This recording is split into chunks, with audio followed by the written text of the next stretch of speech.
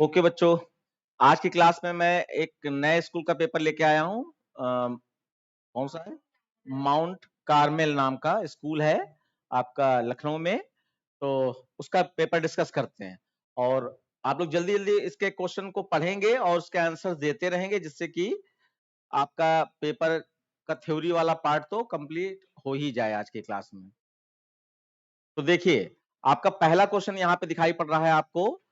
A mechanism which represent essential features without including its background detail। तो ये तो बहुत फेमस क्वेश्चन है आपका कि वो फीचर्स, जावा के 4 फीचर्स हैं, चारों लिखे हैं और इनमें से कोई एक क्वेश्चन आपको मिलने ही मिलना है, तय है। तो उसमें आपका ऐसा फीचर जो बैकग्राउंड डिटेल छुपाए और एसेंशियल फीचर्स खाली दिखाए, तो डेटा एब्स्ट्रैक्शन होता है आपका, डेटा एब्स्ट्रैक्शन। ठीक है, तुम्हारे मुंह से भी आवाज निकलनी चाहिए।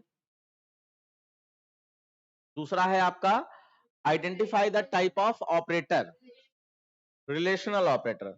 Less than, greater than, equal to, not equal to, ये सब क्या है? रिलेशनल ऑपरेटर है। बहुत अच्छा, ये ऑप्शन डी सही हो जाएगा। स्क्रीन फुल नहीं दिखाई दे रही है, क्यों? ये वाला पार्ट छुपा हुआ है क्या? ये एक्चुअली उसने फोटो खींचते समय इसमें शैडो आ गई है। देखो मैं कोशिश करता हूं कुछ। अरे बाप रे, ये क्या खुल गया?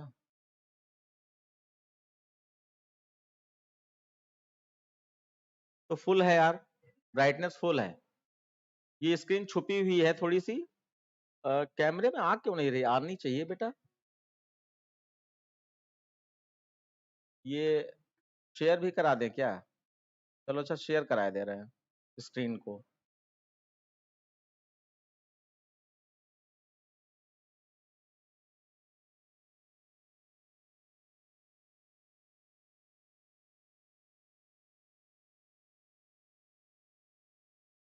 अब देखो थोड़ा बहुत सही आ गया होगा। ठीक है, अब देखिए उसके बाद नेक्स्ट क्वेश्चन है आपका, scanner class method used to accept word without space. बिना स्पेस के कोई वर्ड इनपुट करना है तो कौन सा होता है? बोलते जाओ ऑनलाइन वाले भी बच्चे। नेक्स्ट कीवर्ड होता है। अब इसमें नेक्स्ट दो हैं, कौन सा? ए, ऑप्शन ए, क्योंकि ये सब स्मॉल में होता है ना? बहुत अच्छा। उसके बाद नेक्स्ट क्वेश्चन है आपका, द कीवर्ड हुज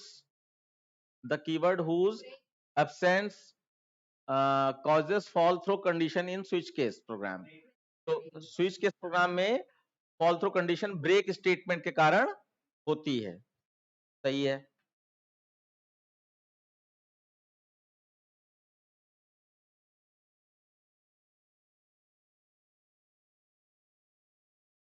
ओके, उसके बाद नेक्स्ट क्वेश्चन है, what value will math sqrt math floor 15.3। तो पहले अंदर वाला फंक्शन वर्क करेगा, 15.3 फ्लोर क्या कर देगा? 15.0 कर देगा और 15.0 जो है आपका एसक्यूआरटी को मिलेगा। अरे ये आउटपुट गलत है, देखो। हाँ, ये 15 है ना, अगर 14 होता तो 4 कर लेते हम लोग। 15 है तो 15 जब एसक्यूआरटी को मिलेगा तो 3 पॉइंट समथिंग आएगा इसका आंसर। हाँ, यहाँ पे एक चीज सुधारी जा सकती है और यही सही है। यहाँ पे ये एबीएस फंक्शन हो सकता है, एबीएस। तो एबीएस से 15.3 जो है वो आपका 15.0 बन जाएगा और 15.0 एबीएस फंक्शन में 15.0 ही बना रहेगा। तो ऑप्शन आपका सी सही हो जाएगा, एसक्यूआरटी नहीं होगा ये। उसके बाद नेक्स्ट है, the absence of which statement lead to end of program. किस आपका स्टेटमेंट से आपका प्रोग्राम ही एंड हो जाता है? देखो, कोई कोड से बाहर निकल आए वो ब्रेक हो गया, लेकिन प्रोग्राम ही एंड हो जाए तो ये आपका सिस्टम डॉट एग्जिट होता है। सिस्टम डॉट एग्जिट, बहुत सही। तो उसके बाद नेक्स्ट है आपका, state type of loop in the given program. तो यानी i इक्वल टू 5 लिखा है, i नॉट इक्वल टू 0 है, i minus is equal to 2। तो अब ऐसे जान नहीं पाओगे इसको, इसको चलाओ। अब देखो, अगर यहाँ पे फाइनाइट का मतलब कुछ नंबर ऑफ स्टेटमेंट तक चलेगा, इनफाइनाइट मतलब चलता ही जाएगा, और नल लूप का मतलब तो ये हो जाता है कि यहाँ पे बॉडी ना होती, और फिक्स्ड का मतलब कुछ नहीं है। ठीक है, तो यहाँ देखो 5 को -2 अगर करोगे तो क्या क्या 0 के बराबर आएगा कभी? सोचो, 5 से -2 किया तो 3 आया, 3 से -2 किया तो 1 आया, और 1 से -2 करोगे तो -1, तो 0 तो आया ही नहीं। इसका मतलब ये लूप चलता ही जाएगा, इसलिए ये इनफाइनाइट लूप की कैटेगरी में आ जाएगा, इनफाइनाइट लूप माना जाएगा। ओके फिर नेक्स्ट क्वेश्चन है आपका, राइट मेथड प्रोटोटाइप। बच्चों याद कर लीजिए, ये क्वेश्चन बहुत पॉपुलर है, लॉकडाउन से पहले यानी 2018-19 तक हर साल आता था।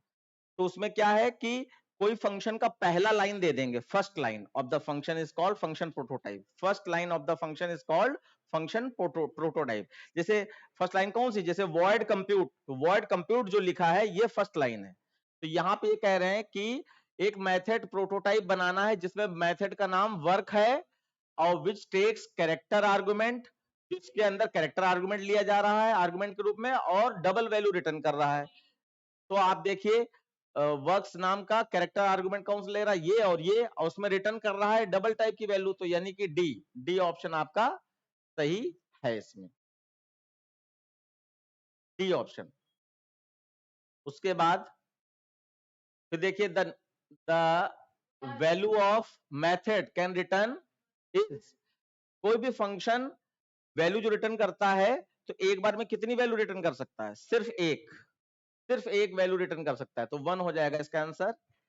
उसके बाद नेक्स्ट है आपका predict the output of the following code. तो यहां पर आपका ये कोड दिया गया है, उसमें आउटपुट आपको पता करना है, तो आउटपुट पता करने के लिए चलाना पड़ेगा, तो पहले चला ही लेते हैं, है ना। तो पहले जब चलाएंगे आप, तो यहाँ पे 5 है, 5 से 1 तक चला रहे हैं, तो 5 से 1 तक चलने पर आपका 5 बार तो चलना ही चलना है। अब खाली ये देख लो ये कंडीशन कब कब ट्रू होगी, तो ये कंडीशन 5 जब 2 से डिवाइड करोगे तो 1 लगा है ना, 5 जब 2 से डिवाइड कराओगे तो ऑड नंबर चेक हो रहा है, तो 5 तो ऑड है ही, तो रिमाइंडर क्या आएगा 1, कंडीशन ट्रू हो जाएगी। तो ये कंटिन्यू क्या करता है, ये सीधे आई प्लस प्लस माइनस माइनस पे ले जाएगा। कंटिन्यू का यहाँ सही यूज देख लीजिए, कंटिन्यू जब भी मिलेगा वैसे ही फॉर लूप में अपडेशन पार्ट पे चले जाओगे, और वाइल और डू वाइल में सीधे कंडीशन पे जाओगे, अपडेशन नहीं करेगा, सीधे कंडीशन वाइल और डू वाइल में, फॉर लूप में अपडेशन पार्ट पे जाता है। फिर ये 4 हो गया, 4 2 से डिवाइड करो रिमाइंडर 0 आएगा, 0 इससे मैच नहीं करेगा तो इफ से बाहर आओगे, और सबसे पहले आपका क्या प्रिंट कर देगा 4, और लाइन चेंज नहीं हो रही, इस बात का विशेष ध्यान रखें। फिर ऊपर गया i माइनस माइनस होकर 3 हो गया, 3 में फिर से कंडीशन ट्रू हो गई, तो कंटिन्यू फिर से i माइनस माइनस ले जाएगा। फिर 2 हो गया, अब 2 2 से फिर से डिवाइड हो जाएगा, रिमाइंडर 0 आएगा, कंडीशन फॉल्स, एल्स में आएगा, और आपका 2, और फिर i माइनस माइनस होकर 1 हो गया, कंडीशन ट्रू है, यहाँ पे 1 कंडीशन फॉल्स है, फिर कंटिन्यू से ऊपर चला जाएगा, माइनस माइनस होकर 0 आ गया, तो रिजल्ट कितना आया 4 2, फिर 4 2 रिजल्ट आया है। अब आप एक बार देख लीजिए, 4 2 रिजल्ट आपका ऑप्शन सी में मिल रहा है, ऑप्शन सी सही है। हाँ बताओ, 1/2 कहां पे हो रहा है भैया, 1/2 ना, तो 1 को 2 से डिवाइड कराओगे तो रिमाइंडर 1 ही आएगा, ऑड नंबर 2 से डिवाइड कराओगे रिमाइंडर ऑड नंबर ही बन जाता है, 1 ही आएगा मतलब। अब 1 क्या है, छोटा नंबर है, और छोटे नंबर को बड़े नंबर से डिवाइड कराओगे तो रिमाइंडर हमेशा छोटा नंबर ही रिजल्ट बन जाता है, तो 1 को 2 से डिवाइड कराओगे तो रिमाइंडर 1 ही आएगा। उसके बाद total number of element in array, तो आपका 5 इंटू 3 कर दो, 2D एरे है तो 5 इंटू 3 15 आ जाएगा, और 15 आपका ऑप्शन बी सही है, ऑप्शन बी 15 दिया गया है। उसके बाद फिर आपका एक और एरे का प्रोग्राम है यहाँ पे छोटा सा, इसमें एक एरे दिया है, what will the value of P and Q, P और क्यू की वैल्यू निकालनी है। तो देखो इंडेक्स नंबर दे ही रखे हैं, आपको जब भी एरे आए तो इंडेक्स नंबर पहले डालो, 0 1 2 3 4 5, 5 ये इंडेक्स नंबर पड़ गया। अब 2 पे देखो क्या है 7, और 5 पे क्या है, 5 पे 10 है, और 1 पे क्या है, 1 पे 3 है। अब देखो पहले मल्टीप्लाई हो जाएगा ऑपरेटर प्रेसिडेंस के हिसाब से, तो 10 इंटू 3 30, 30 प्लस 7 37, और यहाँ पी डॉट लेंथ किया तो 1 2 3 4 5 6, तो लेंथ 6 आ जाएगा। तो ये पी की वैल्यू आपकी 6 है और क्यू की वैल्यू 37 है। Option B. बहुत आसान क्वेश्चन है लेकिन हाँ रियल में। उसके बाद देखिए आपका ये क्वेश्चन दिया है, इसमें एग्जांपल में काइंड ऑफ टाइप कास्टिंग पूछी गई है। तो कहीं भी टाइप कास्टिंग होगी, अगर गोल वाले ब्रैकेट में डेटा टाइप लिखा है, समझ जाइए वो एक्सप्लिसिट टाइप कास्टिंग है, ठीक है ना। तो this is the example of explicit type casting. अच्छा, कोएर्जन और इम्प्लिसिट सेम चीज होती है, कोएर्जन और इम्प्लिसिट एक ही नाम है, और ऑटोमेटिक कुछ है नहीं, वो अलग बात है। कोएर्जन, ऑटोमेटिक और इम्प्लिसिट सब एक ही कह सकते हो, क्योंकि इम्प्लिसिट में छोटे डेटा टाइप से बड़े डेटा टाइप में अपने आप कन्वर्ट होता है, तो अपने आप कन्वर्ट होता है मतलब automatic. The code obtained after compilation is known as, compile करने के बाद आपका जो कोड बनता है वो जावा बाइट कोड कहलाता है। बहुत सही। और जावा बाइट कोड को बनाने के लिए जब सोर्स कोड से जावा बाइट कोड बनता है तो उसके लिए कंपाइलर का नाम नो, सोर्स कोड से बाइट कोड में जब कन्वर्ट होता है प्रोग्राम तो उसमें कंपाइलेशन प्रोसेस हुई होती है, तो जावा के कंपाइलर द्वारा ये की गई होती है। तो जावा के कंपाइलर का नाम क्या है, जावैक, जावा सी, जावैक, जावा सी, जावा के कंपाइलर का नाम है।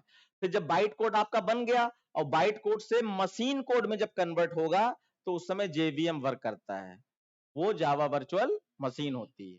तो यहां पर आपका आफ्टर कंपाइलेशन बाइट कोड मिल जाएगा आपको, दिखा कहीं जावा बाइट कोड, ऑप्शन डी। उसके बाद डिवाइड बाय जीरो, कौन सी एरर है, रन टाइम एरर। जब प्रोग्राम रन हो रहा होगा, अगर किसी भी एक्सप्रेशन में जीरो से डिवाइड हो गया तो प्रोग्राम वहीं पे रन होते समय रुक जाएगा, उसी को हम लोग रन टाइम एरर मानते हैं। उसके बाद consider the following program segment, select the output same. तो एन की वैल्यू आपकी 10 है, एन की वैल्यू आपकी 10 है। हम पहले नीचे कोड बाद में देखेंगे, पहले इसे चला लो। अब 10 स्विच केस में आया तो 10 10 केस ट्रू हो जाएगा, और यहाँ पे n इंटू 2 हो गया, तो 10 इंटू 2 20, तो 20 ln लगा है तो 20 प्रिंट करके लाइन चेंज कर देगा। अब ब्रेक मिला नहीं तो फॉल्स कंडीशन जनरेट हुई, आप नीचे आ गए, और यहाँ पे n इंटू 4 हो गया, तो 10 इंटू 4 40, पहले 20 आया फिर 40, अब ब्रेक मिल गया, ब्रेक से बाहर चले गए और दोनों में लाइन चेंज हुई, तो पहले 20 प्रिंट होगा फिर 40 प्रिंट होगा। तो ऑप्शन ए ही आपका सही है, ऑप्शन ए।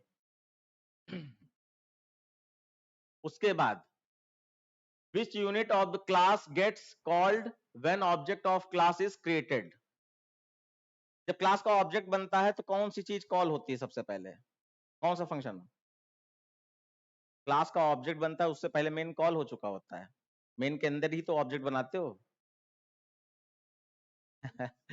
आप उसको याद कीजिए, when when we create class object constructor automatically call, when we create class object constructor automatically call.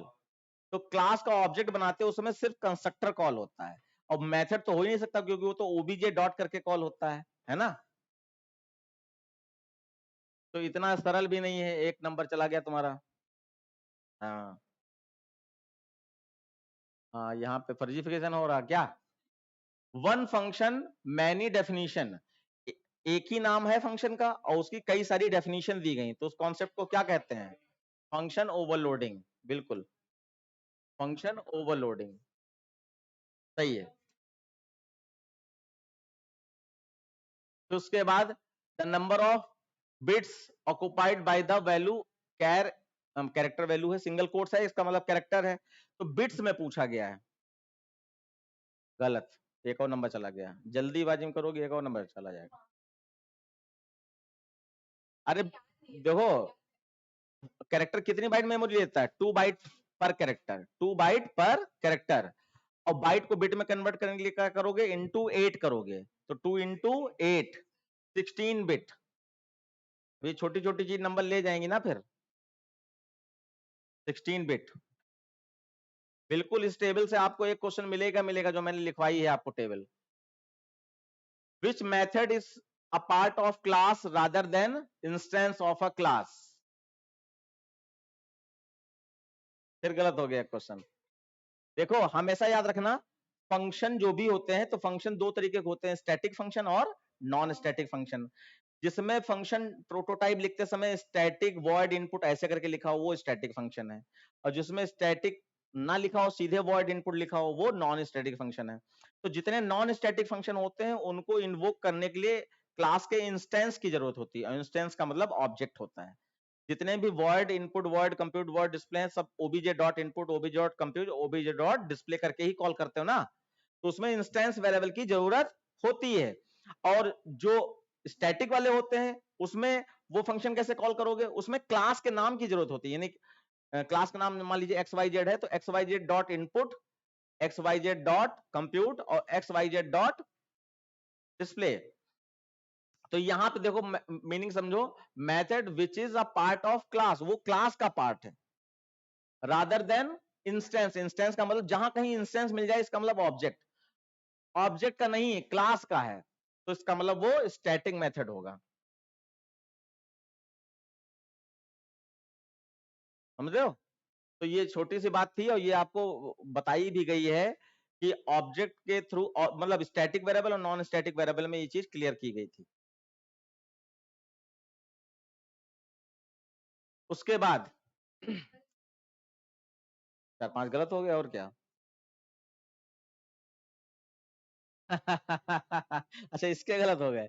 Okay, अब देखो यहाँ पे ये जावा एक्सप्रेशन में कन्वर्ट करना है, तो जावा एक्सप्रेशन में आप इसको लिखोगे, पावर है साफ साफ, तो मैथ डॉट पाओ और यहां पर एक्स लिख दो, सॉरी मैथ डॉट पाओ ए प्लस बी कॉमा एक्स। अच्छा कई बच्चे यहाँ पे मैथ डॉट ई धोखे से अगर लगा दे तो गलत हो जाएगा। क्यों? क्योंकि वो ई की पावर होती है, स्मॉल ई की पावर होती है, तो स्मॉल ई तो यहाँ पे है नहीं, अगर मैथ डॉट एक्सपी लगाओगे स्मॉल ई मिलना जरूरी है। फिर उसके बाद देखो यहाँ पे एक वैल्यू कैलकुलेट की जा रही है,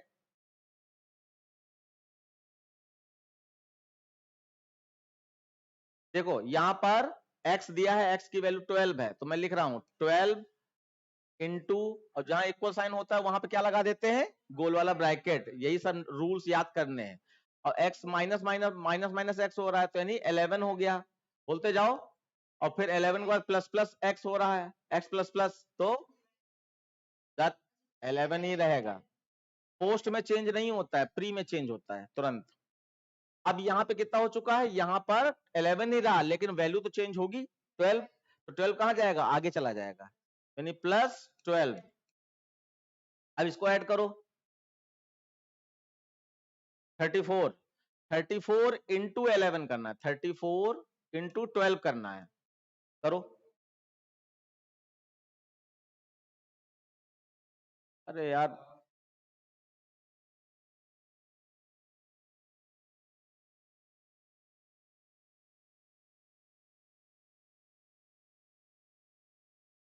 यही आया है, तो 408 आया है मेरे हिसाब से। बाकी कैलकुलेशन आप लोगों को अच्छी होनी चाहिए। 408 इसका आंसर माना जाएगा। उसका देखिए, convert the following do while loop,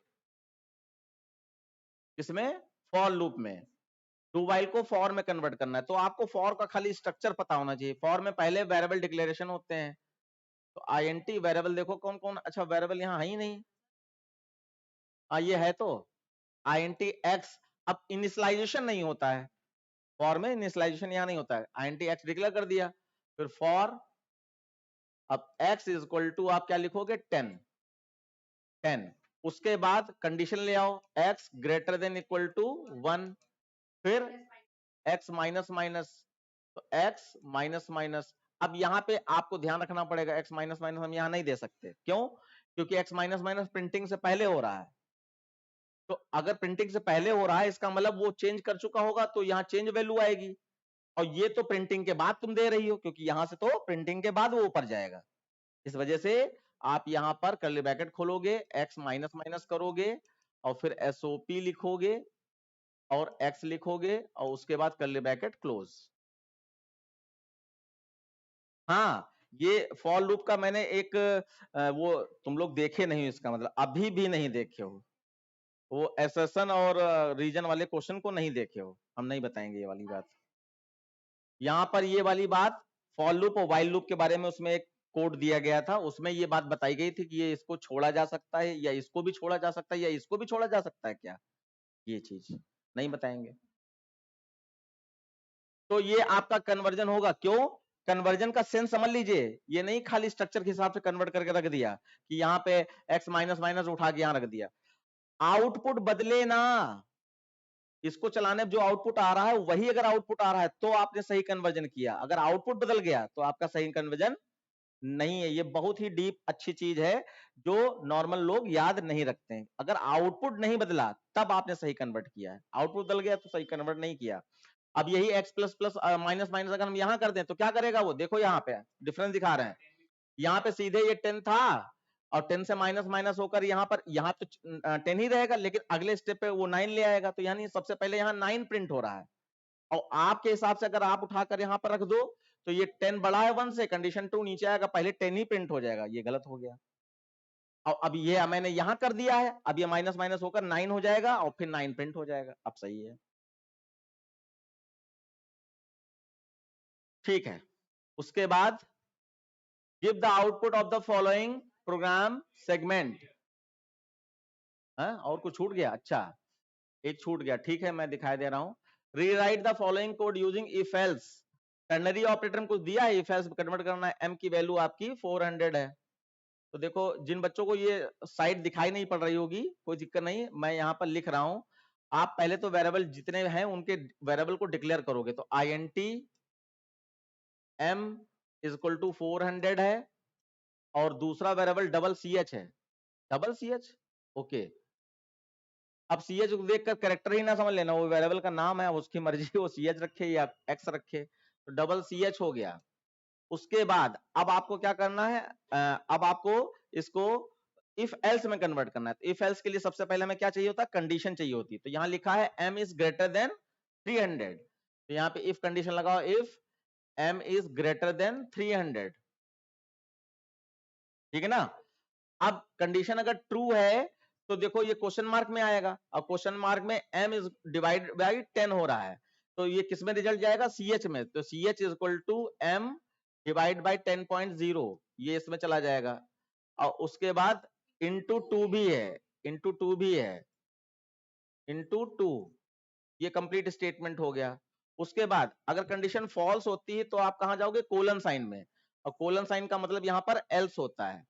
else ch is equal to m divided by 20.0, bracket लगा है तो लगा ही देंगे, -2, और उसके बाद इसको बंद कर दो।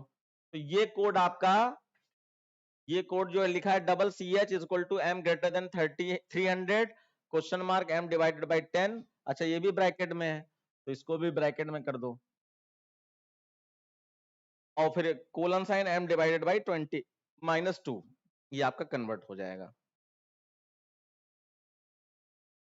उसके बाद अब यहाँ पे आउटपुट पूछा गया है, 4279 दिया है, ठीक है। तो मैं थोड़ा सा इसका कोड नीचे वाला देख लूं क्या है, नीचे कुछ नहीं है, सीधे यहीं तक दिया है।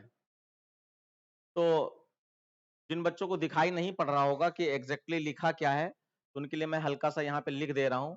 यहाँ पे लिखा है INT, ये वाले क्वेश्चन की बात हो रही है, INT n is equal to 4279, और उसके बाद आपका एक वेरिएबल d भी है, INT d, इतने वेरिएबल डिक्लेयर हैं और i इसमें कोई है नहीं, ठीक है। अब सीधे लिखा है while n is greater than 0 curly bracket t is equal to n mod 10 और फिर SOP ln t और उसके बाद n is equal to n divide by 100 और फिर ये कर्ली ब्रैकेट क्लोज हो गया। अब ये करना है आपको। तो देखिए यहां पर डिजिट एक्सट्रैक्शन लूप जैसा होता है वही है ये। तो ये नंबर है n में, 0 से बड़ा है, कंडीशन ट्रू, नीचे आ गया। mod 10 का मतलब पीछे से 9 टूटेगा, 9 आया तो सबसे पहले ln लगा है तो 9 प्रिंट हो जाएगा आपका। उसके बाद डिवाइड 100 कर रहा है, 100 का मतलब 2 डिजिट हट जाए तो 7 9 हट जाएगा, पूरा पूरा आपका क्या बचेगा, 42 बचेगा। अब 42 भी 0 से बड़ा, नीचे आया, mod 10 का मतलब 2 निकलेगा और नीचे आया 2 प्रिंट कर दिया। और उसके बाद डिवाइड 10 का मतलब 42 डिवाइड 10 मतलब 0 बचेगा। अब 0 is greater than 0, condition false, बाहर आ गए। तो आउटपुट सिर्फ आपका यही आया है ना। अभी यार टाइम तो बहुत ज्यादा बचा है, तो इसी में एक्सप्लेन कर दें क्या, प्रोग्रामिंग क्वेश्चन बचा है। वैसे नॉर्मली हम थ्योरी अलग रखते हैं और प्रोग्रामिंग अलग रखते हैं। हाँ, एक क्वेश्चन और छोटा सा बचा है कि CH में D स्टोर है स्मॉल वाला और CH+5 कर रहे हो तो कैरेक्टर के साथ कभी भी कोई भी न्यूमेरिक वैल्यू जुड़ती है तो कैरेक्टर अपने आप को ASCII कोड में बदल देता है। तो आपको यहाँ पता होना चाहिए कि स्मॉल a का ASCII कोड 97 होता है, तो a के बाद B, C और D का ASCII कोड कितना हो जाएगा, 99 है। देखो 97, 98, 99, 100, 100 आ जाएगा। भैया अनुभव भाई ध्यान दो, तो 100 आ जाएगा। अब 100+5 करोगे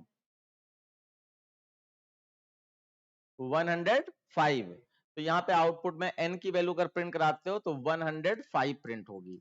अब यहीं पे बता दें, अगर यही सेम कोड होता है यहाँ पे कैर लगा देते हैं, कैर, तो क्या आ जाता,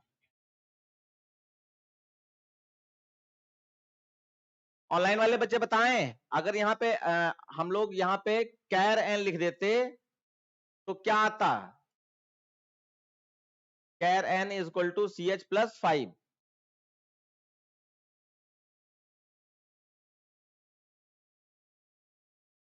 ठीक है, तो अब समझ गए होंगे आप लोग कि आप गलती क्या है, अभी नहीं समझे। यहां पर आपने आई आंसर बताया क्योंकि 100 जे होगा पक्का। वो आई हो या जे हो, लेकिन दोनों गलत है। यहां पर आप बताओगे कि ये आपका सिंटैक्स एरर आ जाएगी या सिंटैक्स, हाँ सिंटैक्स एरर आ जाएगी, एरर, क्योंकि ये रिजल्ट कैसा आ रहा है, ये रिजल्ट आ रहा है इंटीजर में। अभी हमने बताया ना कि इंटीजर के साथ कैरेक्टर ऐड होगा तो इंटीजर में रिजल्ट कन्वर्ट हो जाता है। अब इंटीजर वाला रिजल्ट कैर में स्टोर करोगे तो इंटीजर क्या है, बड़ा डेटा टाइप है, कैर क्या है, छोटा डेटा टाइप। तो बड़ा डेटा टाइप छोटे डेटा टाइप में स्टोर नहीं हो सकता है क्योंकि इंटीजर 4 बाइट होता है, कैर 2 बाइट होता है, तो उसमें स्टोर नहीं हो पाएगा। तो ये आपके आउटपुट ना आकर एरर आएगी, बताना पड़ेगा नो आउटपुट। अरे तो तुम्हें कॉन्सेप्ट पता होना चाहिए, कैरेक्टर में नंबर कैसे स्टोर कर दोगी, तो फिर गया अगर आई लिख के आई तो चला जाएगा फिर। इतने ही रखे या अगली क्लास में, अरे वो प्रोग्रामिंग और थ्योरी अलग अलग। हाँ चलो कोई बात नहीं, ये बहुत स्वार्थी टाइप की है। अब हम लोग क्या करेंगे, 2 वीडियो में वैसे भी हो जाएगा, तो जो भी प्रोग्राम आज की क्लास में हो सकते हैं अभी कर देते हैं और बचे हुए प्रोग्राम अगली क्लास में कर लेंगे, ठीक है। और सॉल्व हमें पूरे करने होते हैं, इसलिए जो है कोई दिक्कत वाली बात नहीं। अब देखिए क्वेश्चन नंबर 3, आपका एक डबल डायमेंशन एरे लेना है 20 का और एक्सेप्ट वैल्यू, एक नंबर इनपुट कराना है यूजर से और सर्चिंग परफॉर्म करनी, बाइनरी सर्च टेक्निक का यूज करना है। नंबर अगर फाउंड होता है तो फाउंड प्रिंट कर देना है और पोजीशन भी प्रिंट करनी कि वो नंबर कहां है, अदरवाइज प्रिंट नॉट फाउंड। तो ये बाइनरी सर्च है। ये समझो एक तरीके से जितना ज्यादा कोड एक जैसा बार बार आंखों के सामने आएगा वही आपको याद करवा देगा हर चीज, तो याद करने की प्रैक्टिस करनी है। तो ये बाइनरी नंबर का हम प्रोग्राम लिख रहे हैं आपका।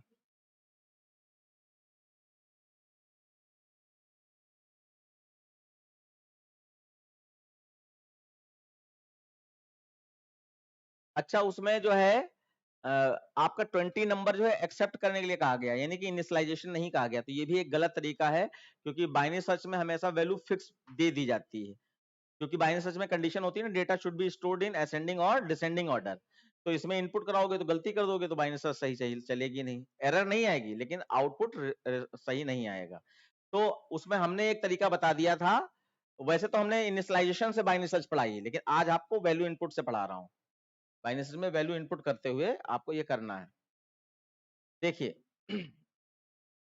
क्वेश्चन 3,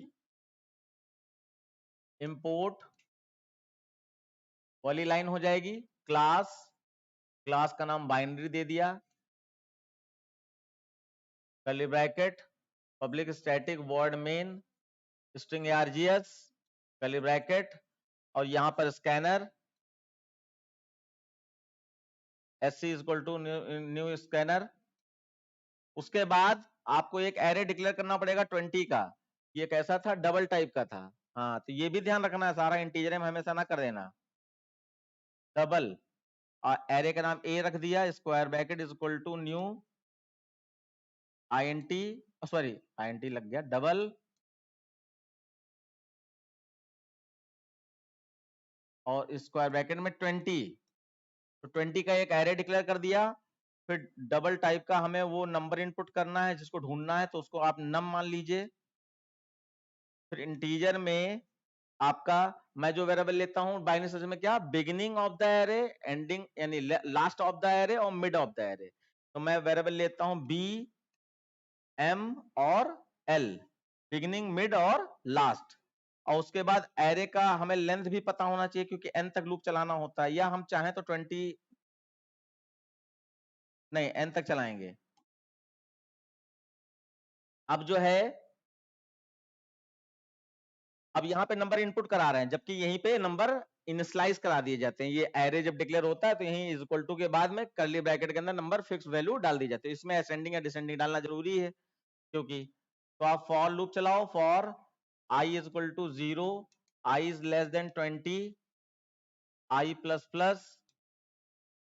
बाइनरी सर्च है, इंपॉर्टेंट मानी जाती है, ध्यान रखना। यहाँ पे SOPLN enter number in ascending order, ये मैसेज साथ में डाल देंगे, बस यही एक खास बात है। तो अब इसको बार बार देखेगा बच्चा तो सोच के रखेगा कि क्या पहले इनपुट किया था, अब क्या इनपुट करें। SC डॉट नेक्स्ट डबल,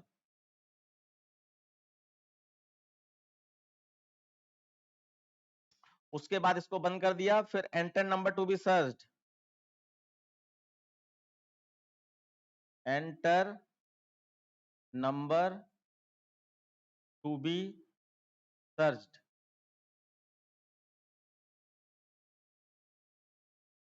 उसके बाद नम इज इक्वल टू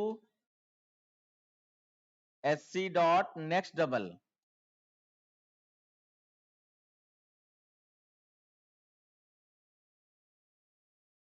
आपके नंबर स्टोर हो गए। उसके बाद बच्चों अब आपको वो सर्चिंग वाला लूप लगाना है, तो उससे पहले आपको वेरिएबल इनिशियलाइज कराने पड़ेंगे। जैसे b इज इक्वल टू 0, और जो मैंने n लिया था, n में लास्ट एलिमेंट चाहिए था, तो a डॉट लेंथ, l लिया है, अच्छा l लिया है, तो l हो जाएगा यहां पर l is equal to a dot length -1। अब यहां लेंथ में गोल वाला ब्रैकेट नहीं लगेगा, ये गलती हो जाती है, लेंथ में गोल वाला ब्रैकेट नहीं लगेगा, और a में कोई स्क्वायर ब्रैकेट ना लगा देना कि सोचो एरे है तो स्क्वायर ब्रैकेट लगा देना, क्योंकि हर जगह तो लगता है। तो ये फंक्शन से निकालेंगे, तो 20 था लेंथ, 20 -1 करेंगे तो कितना आ जाएगा? 19, यहाँ 19 आ जाएगा। अब आप यहां पर while लूप लगाइए, while ही लगेगा और कोई लूप नहीं लगता, डू while लग सकता। खैर जो b है is less than equal to l, last के बराबर है अगर, तो mid is equal to b plus l divided by 2। अगर कंडीशन ट्रू होती है तो यहां पर नम में जो वैल्यू थी वो हमें चेक करनी है, क्या वो a ऑफ मिड के बराबर है। अगर है तो वहां पे देखो फ्लैग वैल्यू लेना भूल गए। यहां पर एक वेरिएबल आपको f इक्वल टू 0 चाहिए, f इक्वल टू 0 और पोजीशन भी चाहिए थी, तो p ले लो। अब f की वैल्यू 0 का मतलब है number is not present in array, या नंबर इज नॉट फाउंड। अगर f की वैल्यू 1 हो गई तो नंबर इज फाउंड। तो क्योंकि ये मैच हो गया है तो यहां पर f इक्वल टू 1 हो जाएगा और ब्रेक से आप यहां से बाहर आ जाइए। फिर एल्स इफ जो नंबर है अगर वो बड़ा है a ऑफ मिड से, तो यहां पर बिगिनिंग को मिड से एक आगे ले जाएंगे, बंद। अब देखो बराबर चेक हो गया, बड़ा चेक हो गया, तो एल्स में डाल दो छोटा, कि अगर छोटा है तो एल्स, और यहां पे कोड क्या हो जाएगा, लास्ट को मिड से एक पीछे ले जाओ और उसके बाद इसको कर दो बंद, और फिर लूप भी बंद हो जाएगा, एंड ऑफ लूप। ये छोटी छोटी कमेंट लाइन डालते रहो, ये अच्छा माना जाता है। एंड ऑफ व्हाइल लूप इस तरीके से लिख दिया। उसके बाद इफ जो आपका f था अगर वो इक्वल टू 1 है तो आपका नंबर इज प्रेजेंट, यानी वैल्यू फाउंड। तो यहाँ पे उसने कहा था फाउंड प्रिंट कर दो, हाँ पोजीशन डायरेक्ट प्रिंट करा देंगे, हमने उसमें आपका ब्रेक कर दिया था। अच्छा पोजीशन ऊपर ही निकाल ले तो ज्यादा अच्छा है। पोजीशन निकालने के लिए पोजीशन हमेशा इंडेक्स नंबर से एक ज्यादा होती है, तो यहाँ पर p मैंने ले ही रखा है, यहाँ पे p is equal to mid plus 1 कर दोगे। अगर ये कंडीशन ट्रू होती तो p में मिड से एक क्योंकि मिड के पास है इंडेक्स नंबर, आई नहीं है, यहाँ पर मिड है, मिड इंडेक्स नंबर चला रहा है। अब देखिए यहां पर आपका एसओपी एलएन फाउंड प्रिंट कर देंगे, फाउंड और एट, यहां पे लिखो फाउंड एट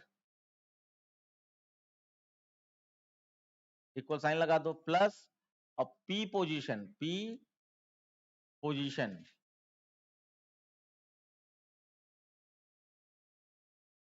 बंद कर दिया, और एल्स में नॉट फाउंड,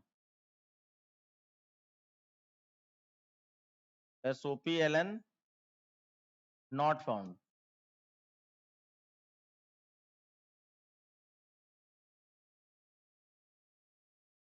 ये हो जाएगा। अब वैसे मैंने 5 नंबर में इसको समझा रखा है, तो आप जो है चैनल पे वो वीडियो पड़ी है, आप वहां से देख सकते हैं, और अगर आपकी इच्छा है कि हम यहाँ पे भी इसको फिर से समझाएं तो हम समझा भी सकते हैं। बताइए, इसको यहीं पे समझा दें? हम्म हम्म समझा दें, और क्या, साल भर टाइम पड़ा है अभी।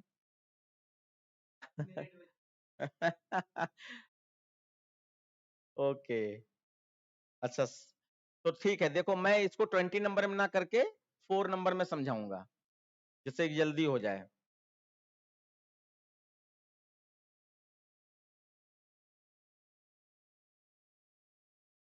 यहां से स्टार्ट करते हैं, ठीक है।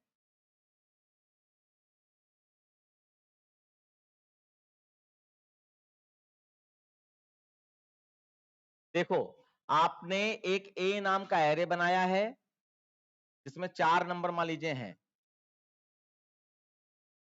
0 1 2 3, और नंबर आप स्टोर कर रहे हो यूजर इनपुट, तो अपने मन से आपने यूजर इनपुट किए होंगे, तो 2 4 9 20 ऐसे करके हमने यहाँ पर नंबर स्टोर कर लिए। अब देखो यहाँ पे अभी मैंने दिखाया था आपको कि B और L में क्या आएगा। अब B इक्वल टू 0 है तो इसका मतलब यहां पर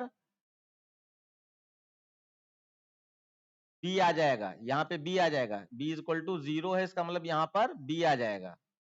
और L equal to A dot length है, तो A की लेंथ कितनी, 1 2 3 4 लेंथ निकलेगी, और -1 कर दिया तो यानी 3, तो L आपका यहां आ जाएगा, 3 पे आ जाएगा।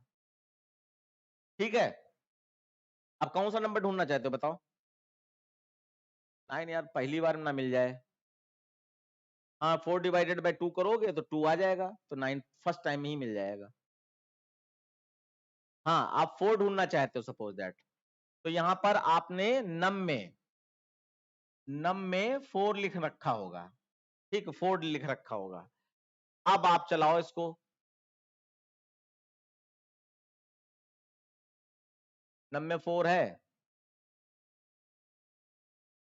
देखो 0 अनुभव आप अपने आप चलाने की कोशिश करो। 0 is less then 4, condition true, नीचे आ गए। अब 0 प्लस 4, 4 डिवाइडेड बाई 2, तो 2 आ गया। अब a ऑफ 2 पे देखो कौन सा नंबर है, 2 आ गया ना, और 2 मिड है इस समय, तो m आपका यहां है, तो a ऑफ 2 पे आपका क्या है, 9 है। 9 आ गया, हमारा नंबर कौन सा है, 4 है, ये तो मैच नहीं हुआ है ना। तो मिड वाले नंबर से बड़े नंबर आगे की ओर होते हैं और छोटे नंबर पीछे की ओर होते हैं, क्योंकि असेंडिंग ऑर्डर में डेटा है। तो अगर 9 दिया होता तो पहली बार मैच हो जाता और यही फ्लैग वैल्यू 1 हो जाती। अब आपका कंडीशन फॉल्स हो गई तो आप एल्स में आ जाओगे, और यहां चेक कर रहे हो कि 4 is greater than 9, condition false, तो आप अपने आप एल्स में चले जाओगे, और आपको पता चल चुका है कि नम अगर बड़ा होता तो हम आगे ढूंढते, 9 से आगे, और नंबर नम बड़ा नहीं है हमारा, तो इसका मतलब पीछे ढूंढना है। तो पीछे ढूंढने का मतलब last is equal to mid minus 1, तो मिड में क्या था आपका, 2 था, तो 2 माइनस 1 1 आ जाएगा, 2 माइनस 1 1, और फिर लूप ऊपर चला जाएगा। अब यहां समझिए, बी आपका अभी भी 0 पे है, लास्ट आपका 3 पे था, अब वो 1 आ चुका है, लास्ट चेंज हो गया। तो आगे नंबर ढूंढना है तो बिगनिंग को मिड से एक आगे भेजते हैं, और पीछे नंबर ढूंढना है तो मिड को मिड को एक पीछे ले जाते हैं, last is equal to mid minus 1, तो लास्ट में आपका 1 आ चुका है। और फिर लूप ऊपर जाएगा, और यहां पे चेक कीजिए, अब देखो बिगिनिंग तो आपकी अभी भी 0 है, और लास्ट आपका चेंज होकर यहां कितना हो चुका है, 1, तो 0 is less then 1, condition true, नीचे आए 0 प्लस 1 1, 1 डिवाइडेड बाई 2 करेंगे तो क्वेश्चन क्या आएगा, 0, 1 डिवाइडेड बाई 2 करोगे क्वेश्चन क्या आएगा, 0। तो अब आपका लास्ट तो आपका कहां आ चुका था, 1 पे आ चुका था, ये याद रखना, लास्ट आपका यहां से हटके 1 पे आ चुका था, और मिड आपकी नहीं क्या यहां से हट गई, अब मिड कहां आ गई, 0 पे आ गई, मिड आपका यहां पर 0 पे, जहां पे बी है वहीं पे मिड आ गया है। अब देखो 0 वाले बॉक्स पे इस समय क्या है, 2, तो 2 भी मैच नहीं हुआ, कंडीशन फॉल्स। फिर आप एलसिफ में चले गए, एलसिफ में आ गए, और यहां पर आपका 4 ढूंढना था, और 0 वाले बॉक्स पे आपका यहां पर कितना था, 2, 0 वाले बॉक्स पे 2 है, तो 4 2 से मैच नहीं हुआ, और 4 बड़ा है 2 से, हाँ बड़ा है, तो इसका मतलब आगे ढूंढो जाकर, आगे ढूंढो जाकर, तो मिड क्या है, 0 है, तो 0 प्लस 1 1, अब बी की वैल्यू 1 हो गई, अब याद करो लास्ट भी 1 है और बी की वैल्यू भी 1 हो गई, दोनों 1 है, और फिर लूप ऊपर चला जाएगा, लूप ऊपर आ गया, अब यहां पे भी 1 और यहां पे भी 1, कंडीशन ट्रू है, 1 1 के इक्वल है, कंडीशन ट्रू, नीचे आए 1 प्लस 1 2, 2 डिवाइडेड बाई 2 1, अब मिड आपका क्या आ गया, 1।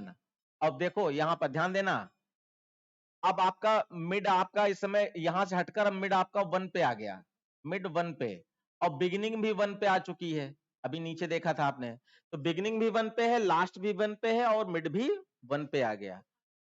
अब 1 पे आपका कौन सा नंबर है, 4, तो 4 4 से मैच हो गया, तो फ्लैग वैल्यू कितनी हो गई, 1, और मिड क्या था, 1 था, 1 प्लस 1 2, तो 2 पोजीशन हो गई, क्योंकि ये फर्स्ट पोजीशन, ये सेकंड पोजीशन, तो 4 हमारा सेकंड पोजीशन पे है, तो 2 पोजीशन हो गई, और फिर उसके बाद ब्रेक मिल गया, ब्रेक से लूप से बाहर आ गए, लूप से बाहर आए, अब यहां चेक किया, एफ की वैल्यू क्या 1 हो चुकी है, 1 1 से मैच हो गया, तो फाउंड उसने कहा था प्रिंट करा दें, तो फाउंड प्रिंट करा दिया, और पी में क्या है 1 एट 1 पोजीशन या फर्स्ट पोजीशन, और उसके बाद आपका प्रोग्राम एंड हो जाएगा। तो बच्चों आज की क्लास में आपका कौन सा स्कूल था, माउंट कार्मेल करके है, तो उसका फर्स्ट पार्ट कंप्लीट हुआ और सेकंड पार्ट का आपका क्वेश्चन नंबर 1 पूरा हो गया। अब अगले सेकंड पार्ट जो इसका बनेगा उसमें इसके प्रोग्राम्स और जो दिए गए हैं 4 5 प्रोग्राम और बचे हैं, वो एक ही क्लास में हो जाएंगे। तो अगली क्लास को जरूर देखिएगा।